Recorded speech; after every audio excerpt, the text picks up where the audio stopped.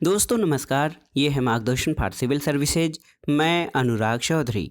दोस्तों आज की वीडियो में हम सॉल्व करेंगे उत्तर प्रदेश लोक सेवा आयोग द्वारा आयोजित राजकीय डिग्री कॉलेज असिस्टेंट प्रोफेसर परीक्षा राजनीति विज्ञान के लिए महत्वपूर्ण प्रश्नों का अभ्यास सेट, जो आपके आगामी परीक्षाओं के लिए बहुत ही उपयोगी है। जैसा कि आप जानते हैं, आयोग के विज्ञापन के अनुसार राजकीय डिग्री कॉलेज असिस्टेंट प्रोफेसर परीक्षा में कुल 120 प्रश्न पूछे जाएंगे, जिसमें 90 प्रश्न आपके विषय से और 30 प्रश्न सामान्य अध्ययन से होंगे। इसलिए आप इन दोनों ही पार्ट्स को अच्छे से तैयार करिएगा। तो आइए सॉल्व करते हैं राजकीय डिग्री कॉलेज असिस्टेंट प्रोफेसर परीक्षा राजनीति विज्ञान के लिए महत्वपूर्ण प्रश्नों का प्रैक्टिस सेट संख्या 9। दोस्तों ये प्रैक्टिस सेट उच्चतर शिक्षा सेवा चयन आयोग द्वारा आयोजित की जाने वाली असिस्टेंट प्रोफेसर परीक्षा राजनीति विज्ञान के लिए भी बहुत ही उपयोगी है। तो इसको आप जो है यूपीएचईएससी द्वारा आयोजित की जाने वाली असिस्टेंट प्रोफेसर भर्ती परीक्षा के लिए भी आप इसका उपयोग कर सकते हैं। आइए शुरू करते हैं आज का प्रैक्टिस सेट। पहला प्रश्न है दोस्तों, देखिए, निम्नलिखित में से कौन टूवर्ड्स इक्वालिटी रिपोर्ट के सदस्य नहीं थे? ऑप्शन है लोतिका सरकार, नीरा डोगरा, वीणा मजूमदार और सुशीला नायर। तो देखिए दोस्तों, इसमें आपको बताना है कि कौन टूवर्ड्स इक्वालिटी रिपोर्ट के सदस्य नहीं थे। सही उत्तर है सुशीला नायर। दोस्तों टूवर्ड्स इक्वालिटी रिपोर्ट की सदस्य नहीं थी। टूवर्ड्स इक्वालिटी रिपोर्ट भारत में महिलाओं की स्थिति पर जो है समानता की ओर 1974 में गठित की गई थी और 1974 के इस दस्तावेज में भेदभावपूर्ण सामाजिक सांस्कृतिक प्रथाओं, राजनीतिक और आर्थिक प्रक्रियाओं को उजागर करते हुए स्वतंत्र भारत में महिलाओं के आंदोलन की नींव रखने के लिए कहा गया और रिपोर्ट के निष्कर्षों ने सरकार की शिक्षा और महिलाओं के सवाल को फिर से खोल दिया था। तो देखिए, टूवर्ड्स इक्वालिटी रिपोर्ट महिलाओं के जो है समानता और स्वतंत्रता के अधिकारों पर गठित की गई थी और 1974 में इसका विस्तृत रूप से विश्लेषण किया गया था। अगला प्रश्न है, निम्नलिखित में से कौन कथन नम्र शक्ति के बारे में सही है? पहला कथन है कि नम्र शक्ति का उपयोग जो है राज्यकर्ताओं द्वारा किया जा सकता है, ये सही है। नम्र शक्ति का उपयोग गैर राज्यकर्ताओं द्वारा किया जा सकता है, ये भी सही है। और देखिए, नम्र शक्ति शक्ति का दूसरा फलक है और नम्र शक्ति आदर्शवाद का एक रूप है। तो इसमें दोस्तों ए, बी और सी जो है ये तीनों कथन सही हैं। ए, बी और सी, यहाँ पर ऑप्शन सी आपका सही उत्तर हो जाएगा। अंतर्राष्ट्रीय राजनीति में सहयोग और किसी प्रकार के आकर्षण द्वारा वांछित परिणाम प्राप्त करने की क्षमता को सौम्य शक्ति, मृदु शक्ति या नम्र शक्ति कहते हैं। और आप जानते हैं कि दोस्तों एक विचारक हैं जोसेफ नाई जो एक विचारक है, इन्होंने 1990 में नम्र शक्ति शब्द का प्रयोग किया था और नम्र शक्ति का दूसरा फलक है। अगला प्रश्न है, लेनिन के अनुसार निम्नलिखित में से कौन सी साम्राज्यवाद की विशेषता नहीं है? ऑप्शन है वित्त पूंजी का उदय, पूंजी का निर्यात, अंतर्राष्ट्रीय एकाधिकारी पूंजीवादी संघों का निर्माण या विश्व साम्राज्यवादी राष्ट्रों का संघ। तो सही उत्तर है ऑप्शन डी, साम्राज्यवाद की विशेषता ऑप्शन डी आपका नहीं है, क्योंकि विश्व साम्राज्यवादों राष्ट्रों का संघ लेनिन के अनुसार साम्राज्यवाद की विशेषता नहीं है, जबकि शेष विशेषताएं साम्राज्यवाद की विशेषताएं हैं। और आप जानते हैं कि लेनिन ने मार्क्सवादी विचारधारा को संशोधित करके लेनिनवादी विचारधारा में परिवर्तित किया था। अगला प्रश्न है, निम्नलिखित में से कौन न्याय युद्ध का एक मापदंड नहीं है? ऑप्शन है संप्रभु राजकुमार द्वारा अधिकृत होना, आनुपातिक होना, न्याय संगत उद्देश्य के लिए किया जाना या अघोषित होना। तो सही उत्तर है दोस्तों युद्ध का अघोषित होना जो है ये, या अचानक बिना किसी पूर्व सूचना के किसी राष्ट्र पर आक्रमण कर देना, ये न्याय युद्ध का जो है मापदंड नहीं है। तो ऑप्शन डी आपका सही उत्तर है। अगला प्रश्न है, निम्नलिखित में से किसके द्वारा जलवायु उपशमन कार्यसूची के संबंध में साझा परंतु विभेदकारी उत्तरदायित्व का सिद्धांत उभर कर आया था? तो ये था क्योटो प्रोटोकॉल 1992। दोस्तों आप जानते हैं कि क्योटो प्रोटोकॉल 1992 द्वारा जलवायु उपशमन कार्यसूची के संबंध में साझा लेकिन विभेदकारी उत्तरदायित्व का सिद्धांत उभर कर आया था और United Nations framework on convention on climate changes के मंच पर हुए इस सम्मेलन में ग्रीन हाउस गैसों के उत्सर्जन पर रोक लगाने के संदर्भ में 84 देशों ने हस्ताक्षर किया था। और ये प्रोटोकॉल विकसित देशों के लिए अनिवार्य था, लेकिन विकासशील देशों पर कोई ज़बरदस्ती नहीं की गई थी। अगला प्रश्न है, शीतकाल की समाप्ति पर फ्रांसिस फुकुयामा ने इतिहास के अंत का विचार दिया था, जिसका अर्थ क्या होता है? तो दोस्तों, इतिहास के अंत का अर्थ होता है सैद्धांतिक जो संघर्ष था अब समाप्त हो चुका है। सैद्धांतिक संघर्ष का मतलब ये है कि 1991 में जब सोवियत संघ का विघटन हो गया, तो उस समय फुकुयामा की पुस्तक आई थी end of history and the last man. इसमें उन्होंने ये भविष्यवाणी किया कि वामपंथ की अंतिम पराजय हो चुकी है और दुनिया को सभ्य समाज के लिए जिस व्यवस्था की तलाश थी उसे वह पूंजीवादी लोकतांत्रिक व्यवस्था के रूप में प्राप्त हो गया है और अब पूंजीवाद और साम्यवाद का जो सैद्धांतिक संघर्ष था वो समाप्त हो गया है। अगला प्रश्न है, कैच ऑल पार्टी निम्नलिखित में से किस द्वितीय उत्तर विश्व युद्ध की दलीय व्यवस्था का वर्णन करती है? आपको बताना है। ऑप्शन है पश्चिमी यूरोप, पूर्वी यूरोप, संयुक्त राज्य अमेरिकी दलीय व्यवस्था या उपर्युक्त सभी। तो सही उत्तर है ऑप्शन ए दोस्तों, पश्चिमी यूरोप। देखा जाए तो राजनीति में कैच ऑल पार्टी वह राजनीतिक पार्टी होती है जो विविध दृष्टिकोणों से लोगों को आकर्षित करती है। यह जिन कुछ ही मुद्दों को प्रचारित करती है उन्हीं के एक विस्तृत प्रभाव उत्पादित कर देती है और कैच ऑल पार्टी उत्तर द्वितीय विश्व युद्ध के काल में शीत युद्ध और उसमें अमेरिका की महती भूमिका के परिणामस्वरूप पश्चिमी यूरोप की दलीय व्यवस्था का वर्णन करती है।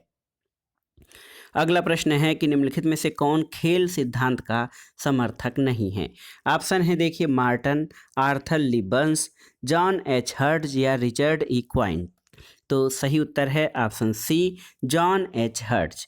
दोस्तों, अमेरिकन राजनीति शास्त्री और अंतर्राष्ट्रीय राजनीति के विद्वान जॉन एच हर्ट्ज खेल सिद्धांत के समर्थक नहीं थे।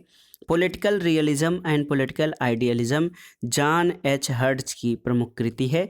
दोस्तों, खेल सिद्धांत के प्रवर्तकों में देखिए मार्टिन कैप्लान, आर्थर लिबन्स और रिचर्ड ई क्वाइंट्स, ये सभी खेल सिद्धांत के समर्थकों में आते हैं। अगला प्रश्न है दोस्तों, एकमात्र देश जिसने संयुक्त राष्ट्र संघ की सदस्यता का प्रत्याहरण या परित्याग किया है, तो ये कौन सा देश है? सही उत्तर है ऑप्शन सी, इंडोनेशिया। दोस्तों, 1965 में संयुक्त राष्ट्र संघ की सदस्यता त्यागने वाला पहला राष्ट्र इंडोनेशिया बना और ये इंडोनेशिया और मलेशिया संघ के मध्य विवाद की वजह से हुआ था। इंडोनेशिया का कहना था कि यदि मलेशिया को सुरक्षा परिषद में सदस्यता मिल जाती है तो वह संयुक्त राष्ट्र की सदस्यता छोड़ देगा, लेकिन 18 महीने बाद 29 सितंबर 1960 को वो फिर से संयुक्त राष्ट्र का सदस्य बन गया था। तो सबसे पहले संयुक्त राष्ट्र की सदस्यता इंडोनेशिया ने त्याग किया था। अगला प्रश्न है दोस्तों, संयुक्त राष्ट्र आम सभा द्वारा प्रथम निशस्त्रीकरण दशक कब घोषित किया गया था? तो सही उत्तर है 1970-80 को। याद रखिएगा, 1970 से 80 के दशक को संयुक्त राष्ट्र सामान्य सभा या आम सभा द्वारा जो है प्रथम निशस्त्रीकरण वर्ष घोषित किया गया था और संयुक्त राष्ट्र संघ की अगुवाई में कई संधियों और करारों के माध्यम से शस्त्रों की होड़ को नियंत्रित करने का प्रयास किया गया और ये दोस्तों 1970-80 का दशक संयुक्त राष्ट्र द्वारा प्रथम निशस्त्रीकरण दशक घोषित किया गया था। अगला प्रश्न है, किस बहुपक्षीय संस्था ने वर्ष 1960 में भारत और पाकिस्तान के बीच सिंधु जल संधि की मध्यस्थता की थी? आपको बताना है। तो सही उत्तर क्या हो जाएगा दोस्तों? सही उत्तर यहाँ पर हो जाएगा कि वो कौन सी बहुपक्षीय संस्था थी। तो सही उत्तर विश्व बैंक यानी वर्ल्ड बैंक द्वारा दोस्तों 1960 में भारत और पाकिस्तान के बीच सिंधु जल विवाद की मध्यस्थता जो है की गई थी और इस संधि पर कराची में 19 सितंबर 1960 को भारत के प्रधानमंत्री जवाहरलाल नेहरू और पाकिस्तान के प्रधानमंत्री अयूब खान ने हस्ताक्षर किया था। अगला प्रश्न है दोस्तों, फरक्का समस्या किन दो देशों के बीच विवाद है? तो आसान सा प्रश्न है, आप जानते हैं कि फरक्का भारत और बांग्लादेश के बीच विवाद का मुख्य बिंदु है और ये फरक्का बैराज द्वारा नदी का पानी दो भागों में बांटा जाता है और इसी पर ये भारत बांग्लादेश के मध्य मुख्य समस्या है। अगला प्रश्न है दोस्तों, आसियान की स्थापना कब की गई थी? तो सही उत्तर 1967 में। ऑप्शन सी आपका सही उत्तर हो जाएगा। 8 अगस्त, देखिए डेट याद रखिएगा, 8 अगस्त 1967 को बैंकॉक में आसियान की स्थापना हुई थी और इसका उद्देश्य सुरक्षा और आपसी विकास को बढ़ावा देना था। वर्तमान में आसियान में कुल 10 सदस्य देश हैं। जो है आसियान के जो दक्षिण पूर्व एशिया के सदस्य देश हैं, ये जो है उनका सहयोग संगठन है। अगला प्रश्न है, भारत किस वर्ष विश्व व्यापार संगठन का सदस्य बना था? तो सही उत्तर है 1994। देखिए, ये बहुत ही महत्वपूर्ण प्रश्न है दोस्तों। भारत 1994 में विश्व व्यापार संगठन का सदस्य बना था। पहले गैट के नाम से ये जो है general agreement and trade and tariff प्रसिद्ध था, और बाद में इसे 1995 में बदलाव करते हुए WTO कर दिया गया था। भारत इसमें 1994 में शामिल हुआ था। अगला प्रश्न है दोस्तों, अंतर्राष्ट्रीय श्रम संगठन के सदस्य राष्ट्रों की संख्या कुल कितनी है? तो आप जानते हैं अंतर्राष्ट्रीय श्रम संगठन में कुल 186 राष्ट्र हैं, और अंतर्राष्ट्रीय श्रम संगठन संयुक्त राष्ट्र संघ की एक एजेंसी है जिसका उद्देश्य अंतर्राष्ट्रीय श्रम मानक स्थापित करके सामाजिक और आर्थिक न्याय स्थापित करना है। और अंतर्राष्ट्रीय श्रम संगठन यानी इंटरनेशनल लेबर ऑर्गेनाइजेशन का मुख्यालय जेनेवा, स्विट्जरलैंड में है। अगला प्रश्न है दोस्तों, वर्तमान में दक्षिण पूर्व एशियाई सहयोग संगठन में कितने सदस्य राष्ट्र हैं? तो उत्तर हो जाएगा, देखिए, ऑप्शन डी। वर्तमान में दक्षिण पूर्व एशियाई सहयोग संगठन यानी आसियान में कुल कितने 10 सदस्य देश शामिल हैं, और आप जानते हैं इसकी स्थापना 1967 में हुई थी। इसके सदस्यों में इंडोनेशिया, मलेशिया, सिंगापुर, थाईलैंड और फिलीपींस, इसके अलावा ब्रुनेई, वियतनाम, म्यांमार और लाओस और कंबोडिया हैं। अगला प्रश्न है कि OAS किस वर्ष स्थापित हुआ था? OAS यानी ऑर्गेनाइजेशन ऑफ अमेरिकन स्टेट, अमेरिकी महाद्वीप के देशों की संयुक्त संस्था। इसकी स्थापना 1948 में 21 अमेरिकी राज्यों द्वारा की गई थी। ऑप्शन ए आपका सही उत्तर है। दोस्तों, वर्तमान में इसके 35 सदस्य राष्ट्र हैं और इसका मुख्यालय वाशिंगटन DC में स्थित है। वर्ष 1990 के बाद इसकी भूमिका चुनावी जांचकर्ता के रूप में विद्यमान है। अगला प्रश्न है दोस्तों, संचार सिद्धांत का जनक जो है किसे माना जाता है? तो सही उत्तर क्या हो जाएगा? सही उत्तर कार्ल डायस। कार्ल डायस या कार्ल डायस जो हैं वो संचार सिद्धांत के जनक हैं, और संचार को आधारभूत सामाजिक विज्ञान माना जाता है। और दोस्तों, इसी से जुड़कर सभी सामाजिक विज्ञान अपनी विकास यात्रा करते हैं। राजनीति विज्ञान में इसका जनक कार्ल डायस को माना जाता है। अगला प्रश्न है बहुत ही महत्वपूर्ण, ग्वादर बंदरगाह किस समुद्र के किनारे स्थित है? तो उत्तर है ग्वादर बंदरगाह अरब सागर में स्थित है, और ये पाकिस्तान के बलूचिस्तान प्रांत में है। वर्तमान में चीन ग्वादर बंदरगाह के विकास का काम अपने राष्ट्रीय हितों के लिए कर रहा है। अगला प्रश्न है, अंतर्राष्ट्रीय कानून का मूल आधार क्या है? तो दोस्तों, आप जानते हैं कि अंतर्राष्ट्रीय कानून का मूल आधार राज्यों की आम सहमति है, और अंतर्राष्ट्रीय कानून जो होते हैं वो बाध्यकारी प्रकृति के नहीं होते हैं। इसका मूल कारण अंतर्राष्ट्रीय राजनीति की प्रकृति का अराजक होना है, और इसी कारण अंतर्राष्ट्रीय कानून राज्यों के राष्ट्रीय हित पर भी निर्भर करते हैं। तो कुल मिलाकर अंतर्राष्ट्रीय कानून या इंटरनेशनल लॉ का मूल आधार राज्यों की आम सहमति है। अगला प्रश्न है, अंतर्राष्ट्रीय कानून विधिशास्त्र का तिरोहित बिंदु है। ये बहुत ही महत्वपूर्ण है। अंतर्राष्ट्रीय कानून विधि शास्त्र का तिरोहित बिंदु है, ये कथन किसका है आपको बताना है। तो ये बहुत ही महत्वपूर्ण प्रश्न है, अंतर्राष्ट्रीय राजनीति से संबंधित। आइए देखते हैं। इस प्रश्न का सही उत्तर हो जाएगा दोस्तों ऑप्शन ए, हालैंड। हालैंड का कहना है कि अंतर्राष्ट्रीय कानून विधि शास्त्र का तिरोहित बिंदु या लोप बिंदु है। तो याद रखिएगा, अंतर्राष्ट्रीय कानून विधि शास्त्र का लोप बिंदु या तिरोहित बिंदु है, ये हालैंड का कथन है। अगला प्रश्न है, किसने कहा है जब तक मार्गेंथाउ के सिद्धांत का प्रभाव बना रहेगा तब तक अंतर्राष्ट्रीय राजनीति के वैज्ञानिक अध्ययन में कोई प्रगति संभव नहीं है? ऑप्शन है, देखिए, हाफमैन, वेनो वासरमैन, हेंस कार्लसन या क्विंसी राइट। तो सही उत्तर है वेनो वासरमैन। ये देखिए ऑप्शन बी आपका सही उत्तर हो जाएगा। वासरमैन का कथन है कि जब तक अंतर्राष्ट्रीय राजनीति में मार्गेंथाउ का सिद्धांत का प्रभाव बना रहेगा तब तक इसके वैज्ञानिक अध्ययन की कोई प्रगति संभव नहीं है। अगला प्रश्न है बहुत ही महत्वपूर्ण, नियंत्रक महालेखा परीक्षण निम्नांकित में से किस समिति के मित्र, दार्शनिक और मार्गदर्शक के रूप में कार्य करता है? तो सही उत्तर है नियंत्रक और महालेखा परीक्षक यानी सीएजी जो है ये लोक लेखा समिति यानी पब्लिक अकाउंट कमेटी के नियंत्रक, मार्गदर्शक, मित्र और दार्शनिक के रूप में कार्य करता है। अगला प्रश्न है मानव अधिकारों की दूसरी पीढ़ी में निम्नलिखित में से किस अधिकार को शामिल नहीं किया गया है? ऑप्शन देखिए, शिक्षा का अधिकार, स्वास्थ्य का अधिकार, उत्पीड़न और दासता से मुक्ति का अधिकार और आवास का अधिकार। तो सही उत्तर है दोस्तों मानव अधिकारों की दूसरी पीढ़ी में शिक्षा के अधिकार को शामिल नहीं किया गया है और दूसरी पीढ़ी के मानव अधिकार समानता से संबंधित हैं। इन्हें द्वितीय विश्व युद्ध के बाद सरकारों ने मान्यता दी। इसमें रोजगार, भोजन, आवास, स्वास्थ्य देखभाल का अधिकार, इनके साथ साथ सामाजिक सुरक्षा और बेरोजगारी भत्ता शामिल है। और आप जानते हैं मानवाधिकार मानवता के सार्वभौमिक अधिकार हैं जो मानव होने के नाते सभी को प्राप्त हैं। और एक तिथि है 10 दिसंबर 1948 और इसी तिथि को दोस्तों मानवाधिकारों का सार्वभौमिक घोषणा पत्र जो है इसको संयुक्त राष्ट्र संघ द्वारा लागू किया गया या जारी किया गया था। तो याद रखिएगा 10 दिसंबर 1948 ये विश्व मानवाधिकार दिवस के रूप में मनाया जाता है।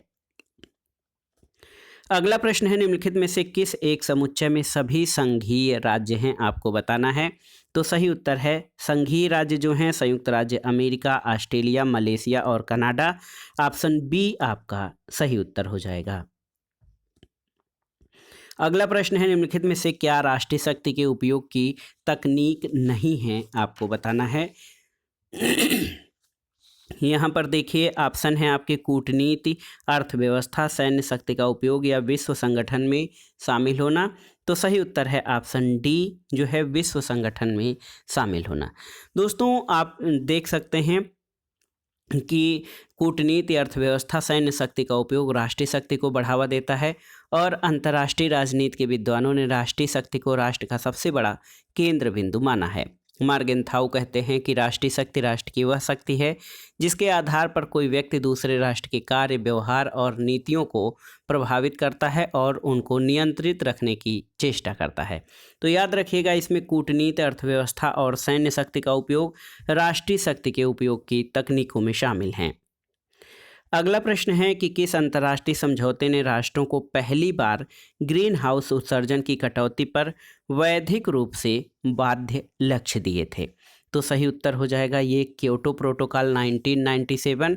दोस्तों क्योटो प्रोटोकॉल जापान के क्योटो शहर में 11 दिसंबर 1997 को अपनाया गया और 16 फरवरी 2005 को लागू किया गया। इसकी पहली प्रतिबद्धता अवधि 2008 में आरंभ हुई और 2012 में समाप्त हुई थी और ये पहली बार जापान के क्योटो शहर में आयोजित किया गया था। अगला प्रश्न है दोस्तों कानूनी दृष्टि से मुलायम कानून किसे बुलाते हैं? मुलायम कानून यानी सॉफ्ट लॉ किसे कहते हैं? ऑप्शन है पर्यावरणीय अधिकार, विकास का अधिकार, स्वास्थ्य का अधिकार या निजता का अधिकार। तो सही उत्तर है विकास का अधिकार। दोस्तों सॉफ्ट लॉ का मतलब होता है ऐसे अर्धकानूनी साधन जिनमें कोई कानूनी रूप से बाध्यकारी बल नहीं होता है और विकास का अधिकार सॉफ्ट लॉ के तहत आता है यानी अपनी क्षमता, योग्यता और कौशल की वृद्धि का अधिकार जिस पर राज्य किसी प्रकार की बाध्यकारी शक्ति का प्रयोग नहीं करता है। अगला प्रश्न है यूएन की इन संस्थाओं को कालानुक्रमानुसार व्यवस्थित कीजिए। तो इसमें जो व्यवस्थाओं का सही संगठन क्रम हो जाएगा दोस्तों international bank for reconstruction and development, ये जो है ये संगठन आपका 1944 में स्थापित किया गया था। इसका मुख्यालय जो है वाशिंगटन डीसी में है। मल्टीलेटरल इन्वेस्टमेंट गारंटी एजेंसी जो है ये मल्टीलेटरल, ये दोस्तों 1988 में इसकी स्थापना हुई थी। इंटरनेशनल फाइनेंस कॉरपोरेशन ये 1956 में स्थापित हुआ था। इसके अलावा इंटरनेशनल डेवलपमेंट एसोसिएशन जो है इसकी स्थापना 1960 में हुई थी। तो इस आधार पर जो सही क्रम हो जाएगा ये आपका हो जाएगा 1, 3, 4 और 2। अगला प्रश्न है दोस्तों, वैश्वीकरण ने निम्नलिखित में से कहाँ के देशों को लाभ पहुंचाया है? तो आप जानते हैं कि पूंजीवादी व्यवस्था में लाभ का स्थानांतरण जो है, जो दोस्तों बहुत ही महत्वपूर्ण है कि वैश्वीकरण या ग्लोबलाइजेशन ने सबसे ज़्यादा लाभ यूरोप और अमेरिका को पहुंचाया है। ऑप्शन ए आपका सही उत्तर है। और कोर कंट्रीज जो है लाभ सर्वाधिक प्राप्त किए हैं। कोर कंट्रीज में यूरोप और अमेरिका शामिल हैं। एशिया, अफ्रीका और लैटिन अमेरिका के देश परिधीय देशों की श्रेणी में आते हैं, जो कि बहुत कम लाभान्वित हुए हैं। अगला प्रश्न है, निम्नलिखित में से कौन सा एक राष्ट्रों का स्वीकृत परमाणु शक्ति बनने का कालानुक्रमिक क्रम है? तो देखिए, राष्ट्रों का परमाणु शक्ति बनने का जो क्रम है उसमें सबसे पहले अमेरिका 1945 में, सोवियत यूनियन उसके बाद 1949 में, ब्रिटेन 1952 में, फ्रांस 1960 में और चीन 1964 में। और इस क्रम में अगर जो देखा जाए तो भारत 1974 में जो है परमाणु शक्ति बना था। तो सही उत्तर ऑप्शन डी हो जाएगा आपका। अगला प्रश्न है, 1998 में पोखरण में भारत के परमाणु विस्फोट के पश्चात निम्नलिखित में से कौन सी प्रतिक्रिया हुई थी? दोस्तों यहाँ पर देखिए, अमेरिका के देखिए यहाँ पर जो कूट दिए गए हैं उनसे संबंधित कथन देख लेते हैं। सबसे पहले इसमें देखिए, आपके अमेरिका ने भारत और पाकिस्तान दोनों के परमाणु परीक्षणों की भर्त्सना की। संयुक्त राष्ट्र सुरक्षा परिषद ने परमाणु विस्फोटों की भर्त्सना करते हुए संकल्प पारित किया था। इसके अलावा ये देखिए, और अमेरिका तथा उसके सामरिक सहयोगियों ने भारत पर आर्थिक प्रतिबंध लगाए थे। और यहाँ पर अमेरिका के दबाव के बाद भारत अप्रसार संधि पर हस्ताक्षर करने के लिए सहमत हुआ था। ये सही नहीं है। ऊपर के तीनों कथन सही हैं। तो कूट जो हो जाएगा आपका 1, 2 और 3, ऑप्शन डी आपका सही उत्तर हो जाएगा इस आधार पर। अगला प्रश्न है दोस्तों, किस बहुपक्षीय संस्था ने साफ्टा यानी जो है साफ्टा बनाने का निर्णय लिया है? किस बहुपक्षीय संस्था में? South Asia free trade agreement SAFTA का फुल फॉर्म होता है।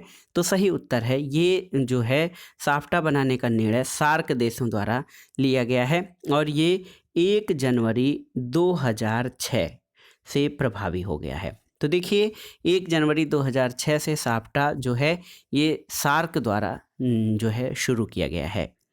आसियान +3 क्या है दोस्तों? ये बहुत ही महत्वपूर्ण है।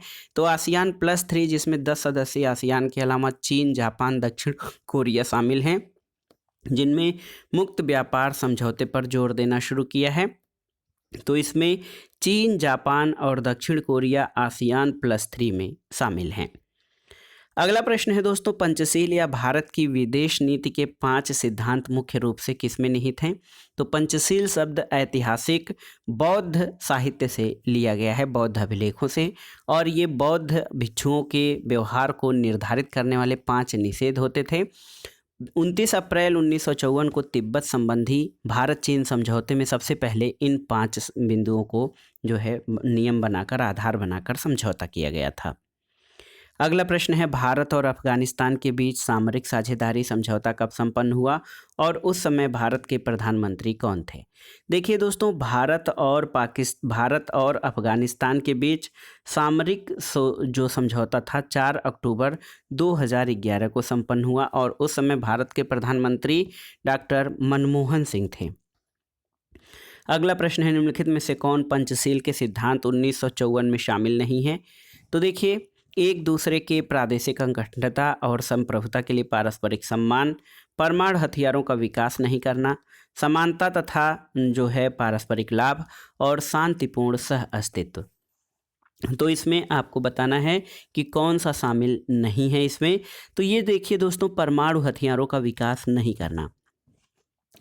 देखिए, जो हैं पंचशील में एक दूसरे की प्रादेशिक अखंडता, सर्वोच्चता में सम्मान, एक दूसरे पर आक्रमण न करना, एक दूसरे के आंतरिक मामलों में हस्तक्षेप न करना, समानता और पारस्परिक लाभ और शांतिपूर्ण सहअस्तित्व, ये पंचशील के 5 नियम हैं। उसमें परमाणु हथियारों का विकास नहीं करना ये शामिल नहीं है। अगला प्रश्न है दोस्तों, भारत पाकिस्तान के निम्नलिखित समझौतों को कालानुक्रम में व्यवस्थित कीजिए। देखिए, Agra accord, Tashkent agreement, Lahore agreement और शिमला एग्रीमेंट। तो सबसे पहले ताशकंद एग्रीमेंट हुआ था 1966 में, शिमला 1972 में, लाहौर 1999 में और आगरा 2001 में। तो देखिए ये जो क्रम हो जाएगा, सही क्रम हो जाएगा ऑप्शन सी, 2, 4, 3 और 1 आपका सही क्रम हो जाएगा। अगला प्रश्न है दोस्तों, लीग ऑफ नेशंस का मौलिक सिद्धांत क्या था, आपको बताना है। लीग ऑफ नेशंस का मौलिक सिद्धांत, तो सही उत्तर है दोस्तों, लीग ऑफ नेशंस का मौलिक सिद्धांत सामूहिक सुरक्षा यानी कलेक्टिव सिक्योरिटी थी। और शांति और सुरक्षा को सुरक्षित करने के लिए राष्ट्र संघ द्वारा जो है ये व्यवस्था की गई थी कि सभी राष्ट्र किसी आक्रमणकारी का विरोध करेंगे और 1920 में राष्ट्र संघ की स्थापना की गई थी। इसका मुख्यालय जिनेवा स्विट्जरलैंड में था। अगला प्रश्न है दोस्तों, अंतर्राष्ट्रीय संबंधों में शक्ति क्या है। ऑप्शन है निरंकुश, सापेक्ष, अपरिमित या परिमित। तो सही उत्तर है अंतर्राष्ट्रीय संबंधों में शक्ति सापेक्ष होती है। अगला प्रश्न कथन और कारण से संबंधित है। इसमें देखिए कथन है कि भारत और पाकिस्तान के मध्य शिमला समझौते पर 1972 में हस्ताक्षर किए गए थे। कारण है कि इस समझौते में कहा गया है कि दोनों देश अपने विवादों को अन्य देशों की मध्यस्थता से सुलझाएंगे। तो इसके लिए देखिए यहाँ पर ऑप्शन सी सही है, ए सही है, लेकिन आर गलत है। देखिए दोस्तों, देखिए भारत और पाकिस्तान के मध्य शिमला समझौता 3 जुलाई 1972 को हुआ था। इसमें भारत की ओर से श्रीमती इंदिरा गांधी और पाकिस्तान की तरफ से जुल्फ़िकार अली भुट्टो शामिल हुए थे। इसमें यह तय किया गया कि दोनों देश अपने संघर्ष और विवाद समाप्त करने का प्रयास करेंगे और दोनों देश सभी शांतिपूर्ण समाधान के लिए जो है सीधी बातचीत या द्विपक्षीय वार्ता करेंगे। अगला प्रश्न है दोस्तों, सूची 1 का सूची 2 से सुमेलन करिए। देखिए नौकरशाही सिद्धांत ये एक विवेक संगत संगठन का जो है रूप होता है। शास्त्रीय सिद्धांत प्रशासकीय प्रक्रिया से संबंधित है। व्यवस्था सिद्धांत आपका दोस्तों ये पर्यावरणीय बोध से संबंधित है और व्यवहारवाद स्वप्रत्यक्षीकरण से संबंधित है। तो सही उत्तर हो जाएगा 3, 5, 2 और 1। 3, 5, 2 और 1 आपका सही उत्तर ऑप्शन ए हो जाएगा। अगला प्रश्न है दोस्तों, नौकरशाही का निम्नलिखित में से कौन सा प्रकार दलगत हितों के प्रति पूर्वाग्रह दर्शाता है। तो सही उत्तर है ये होती है संरक्षण नौकरशाही। और संरक्षण नौकरशाही राजनीतिक दल के प्रति जो है पूर्वाग्रह दर्शाता है। इस परंपरा की शुरुआत अमेरिका में हुई थी और इसको पद पुरस्कार पद्धति भी कहा जाता है। लोक सेवा में भर्ती व्यक्तिगत कृपा या राजनीतिक पुरस्कार पर आधारित होती है। अगला प्रश्न है, निम्नलिखित में से किसने बजट को लक्ष्यों की एक श्रृंखला जिसमें कीमत पर्चियां संलग्न हैं उनके रूप में परिभाषित किया है। तो सही उत्तर है विल्डावस्की। देखिए दोस्तों, विल्डावस्की ने बजट को लक्ष्यों की एक श्रृंखला जिसमें कीमत पर्चियां संलग्न हैं के रूप में परिभाषित किया है। अगला प्रश्न है, लोक प्रशासन के अध्ययन के निम्नलिखित उपागमों को अनुक्रम में व्यवस्थित कीजिए। इसमें देखिए व्यवहारिक उपागम, व्यवस्था उपागम, संस्थागत उपागम और लोक नीति उपागम है। तो सबसे पहले इसमें आ जाएगा दोस्तों संस्थागत उपागम, ये पहले नंबर पर आ जाएगा। सी जो है पहले नंबर पर आ जाएगा, तो यहाँ पर सी पहले कर लेते हैं। उसके बाद दूसरे नंबर पर व्यवहारिक उपागम आएगा, ए आ जाएगा। फिर तीसरे नंबर पर व्यवस्था उपागम यानी बी आ जाएगा और लोक नीति उपागम डी। तो C A B D option D आपका सही उत्तर है। अगला प्रश्न है, निम्नलिखित में से कौन सा सुशासन का संकेतक नहीं है। देखिए कानून का शासन, भ्रष्टाचार की समाप्ति, प्रभावी एवं अनुक्रियाशील प्रशासन और नौकरशाही प्रशासन। तो दोस्तों जो सुशासन है या गुड गवर्नेंस है उसमें कानून का शासन होता है, भ्रष्टाचार की समाप्ति, प्रभावी और अनुक्रियाशील प्रशासन होता है। नौकरशाही प्रशासन जो है सुशासन का संकेतक नहीं है। अगला प्रश्न है, किसने नौकरशाह को सत्ताधारी सेवक कहा था। ऑप्शन है F M Marx, Martin Krieger, Robert K Merton या जोसेफ लापालम्बोरा। तो सही उत्तर है नौकरशाही के बारे में दोस्तों देखिए रॉबर्ट के मर्टन। ये बहुत ही महत्वपूर्ण प्रश्न है आपका और ये इम्पॉर्टेंट भी है दोस्तों। और इसमें आप देखिए नौकरशाही को सत्ताधारी सेवक जो है किसने कहा था। सही उत्तर हो जाएगा option C, Robert K Merton ने नौकरशाह को सत्ताधारी सेवक कहा है। अगला प्रश्न है, निम्नलिखित कमेटियों में से किस कमेटी ने सिफारिश की थी कि ब्लॉक स्तरीय योजना होनी चाहिए? तो ये आपके लिए बहुत ही महत्वपूर्ण प्रश्न है। तो ऑप्शन है यहाँ पर हनुमंत राव कमेटी, GV के राव कमेटी, LN सिंघवी समिति या दंतवाला कमेटी।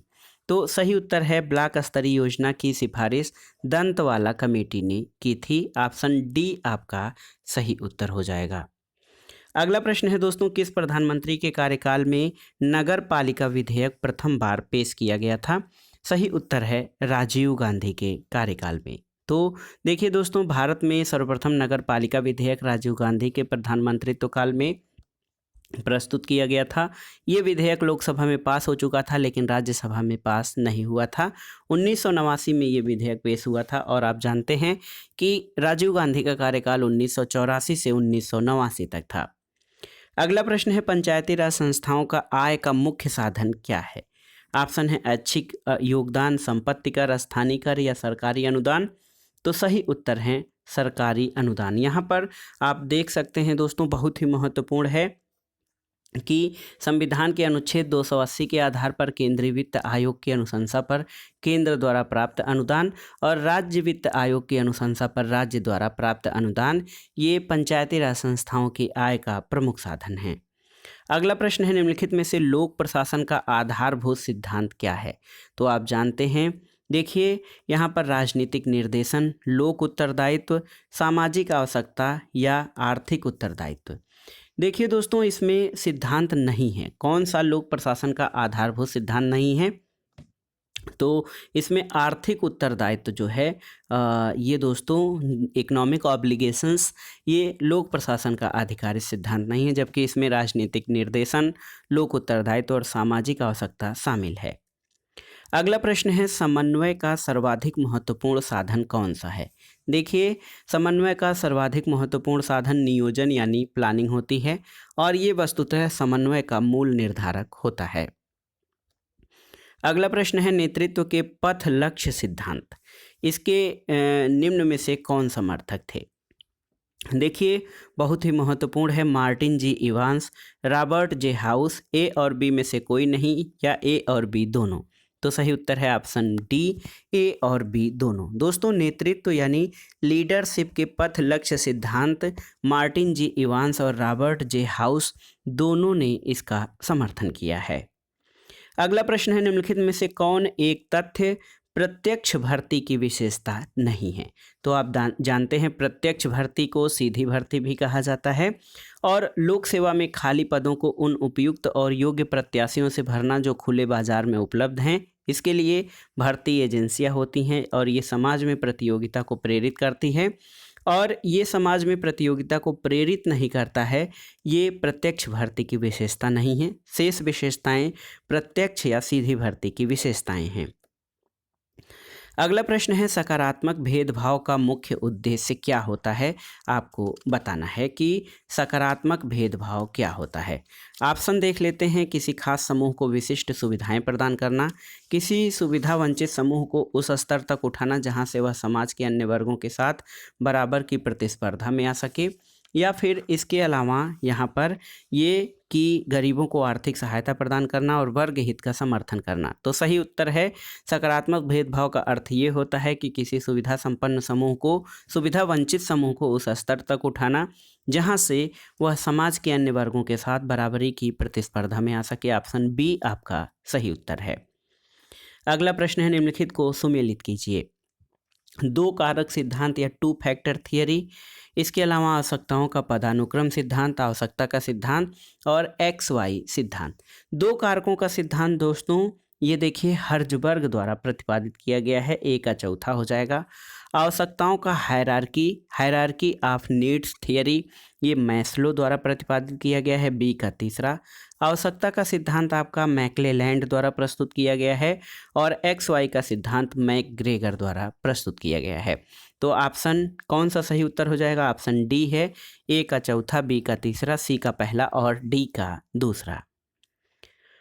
अगला प्रश्न है दोस्तों, निम्नलिखित में से किसने कहा है कि प्रशासन में व्यवहार का अध्ययन मनोविश्लेषण के जरिए किया जाना चाहिए? तो सही उत्तर अब्राहम मैस्लो। दोस्तों ऑप्शन सी आपका सही उत्तर है। मैस्लो ने कहा है कि प्रशासन में व्यवहार का अध्ययन मनोविश्लेषण के जरिए किया जाना चाहिए और ए थियरी ऑफ ह्यूमन मोटिवेशन और मोटिवेशन एंड पर्सनालिटी उनकी प्रमुख कृतियां हैं। अगला प्रश्न है, वह मतदान व्यवस्था जिसमें मतदाता किसी प्रत्याशी को एक से अधिक मत दे सकता है क्या कहलाता है? सही उत्तर है, देखिए कौन सा उत्तर सही हो जाएगा, संचयी मतदान। दोस्तों संचयी मतदान व्यवस्था जो है ऐसी मत प्रणाली है जिसमें कोई मतदाता अपने वोट को एक या एक से अधिक प्रत्याशी को दे सकता है। मतदाता अपने वोटों को किसी एक को दे सकता है या वह अन्य प्रत्याशियों में बांट भी सकता है। अगला प्रश्न है, भारत में चुनाव आयोग द्वारा परिभाषित निम्न में से कौन सा राजनीतिक दल वर्णित वर्ग का नहीं है? राष्ट्रीय दल, राज्य दल, क्षेत्रीय दल या पंजीकृत अमान्यता प्राप्त दल? तो सही उत्तर हो जाएगा ऑप्शन सी क्षेत्रीय दल। क्षेत्रीय दल दोस्तों चुनाव आयोग द्वारा परिभाषित दलों में शामिल नहीं है। राष्ट्रीय दल, राज्य दल और पंजीकृत दल इन दलों का वर्णन है, लेकिन क्षेत्रीय दल ऐसे सामान्य जो है बोलचाल में प्रयोग किया जाता है।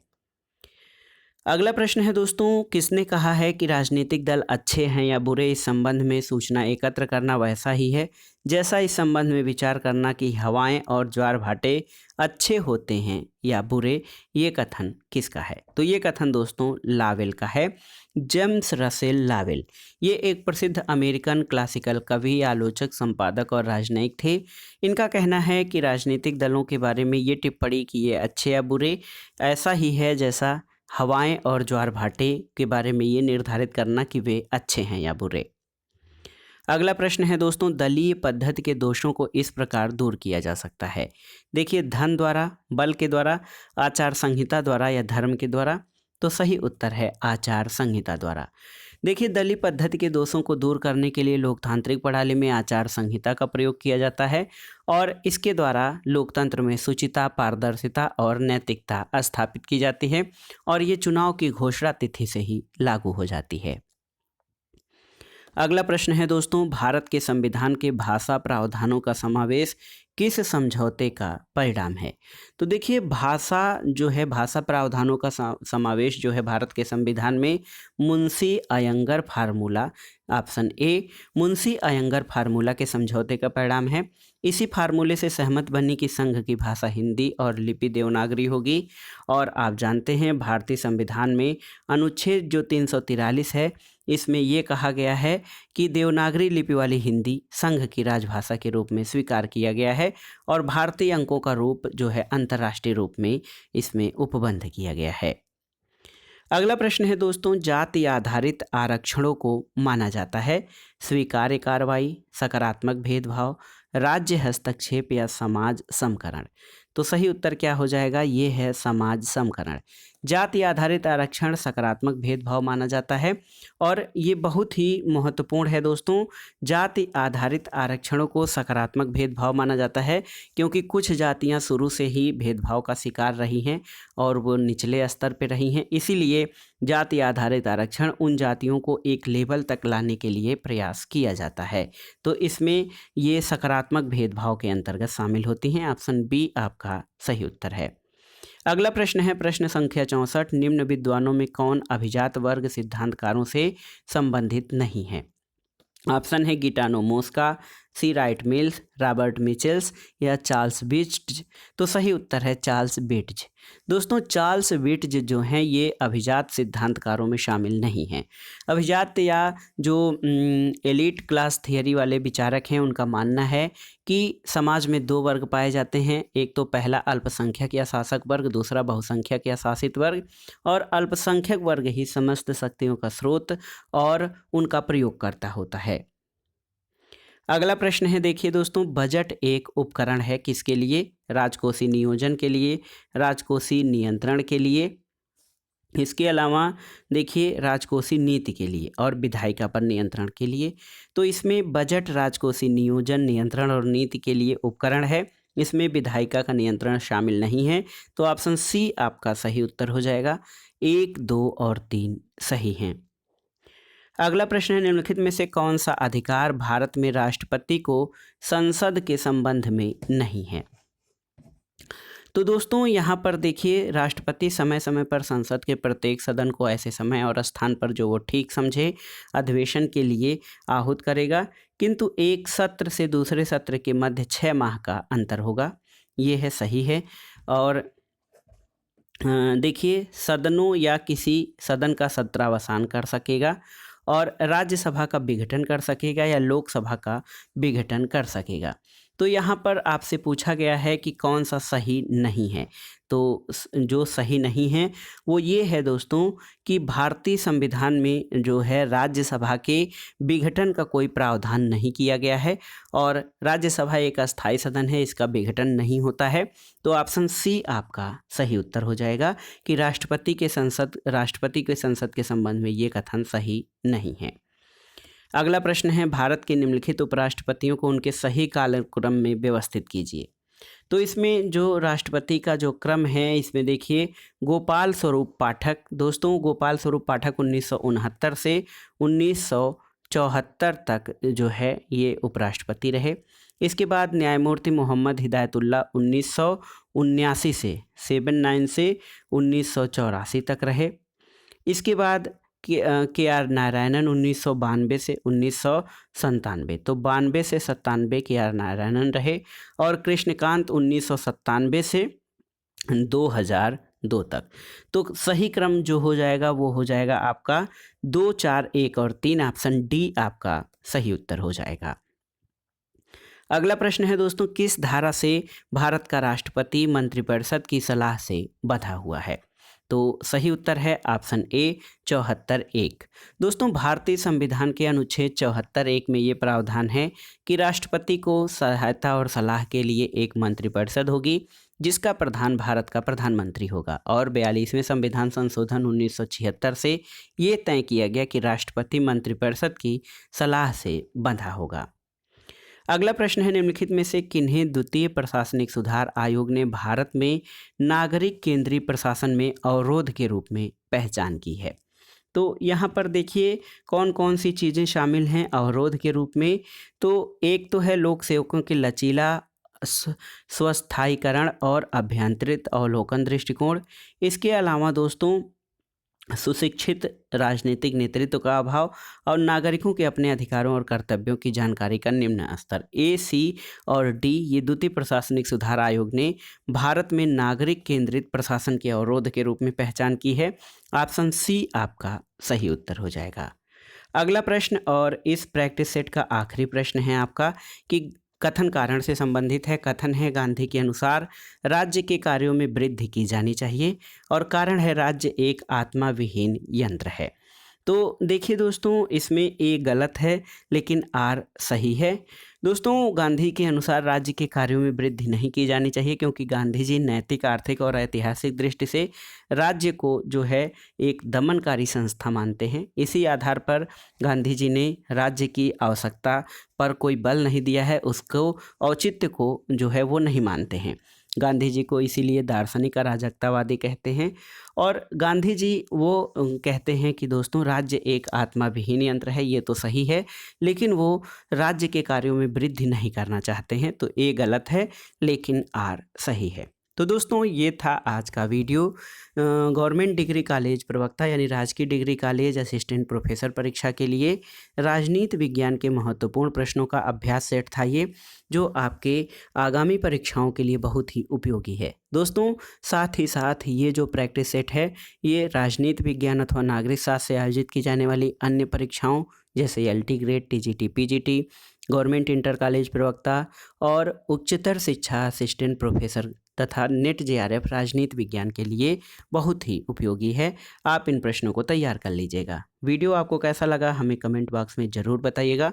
वीडियो को लाइक करें, शेयर करें और इस चैनल मार्गदर्शन फॉर सिविल सर्विसेज को सब्सक्राइब करें। वीडियो देखने के लिए धन्यवाद दोस्तों। नमस्कार।